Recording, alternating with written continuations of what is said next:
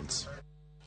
Timba dhula mar Rising Starlets team manyere mek jokwengo prario tiko ikruok margi ni tuge kini kod Tanzania tugimbiro tugo dichi makiny ka gilaro thuolo matuge tuke mag World Cup. Tugo no ibiro bago e pap Maulinzi Complex kama kocha margi Jacqueline Juma nigie ni gibiro leo Tanzania. Tugo no ibiro tugo kiny kochakore saa 9.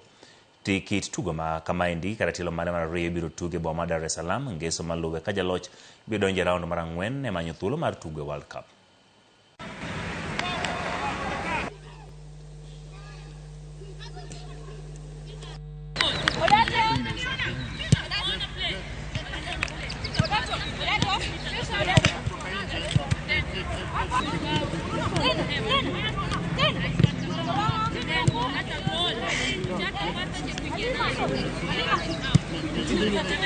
Acha niseme hiyo experience ilikuwa poa. Kwenda FIFA under 17 ilikuwa experience poa sana, na tuliona nini kwa huko World Cup ni kitu poa sana. So tumekuja pia under 20, najua tuna push na najua pia na make sure to push wote na tuweze kurudi huko World Cup.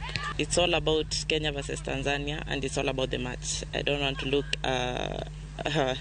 on any other thing. If you win your first match, I think it's a plus for us, and then we don't know what might happen away, but of course we have home advantage, which we are going to use it well. So yeah, we are going for maximum points.